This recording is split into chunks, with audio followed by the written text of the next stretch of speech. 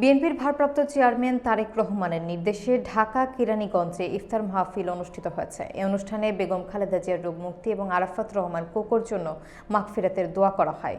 বিস্তারিত দেখুন Jayanta পাইকের তথ্যচিত্রে।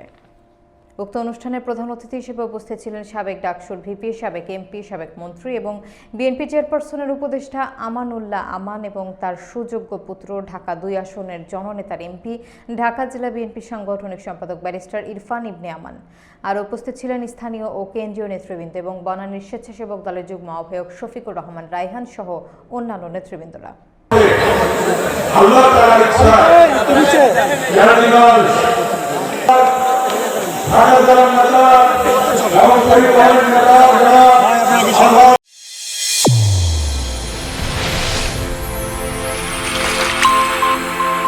Channel A1 হৃদয়ের স্পন্দন।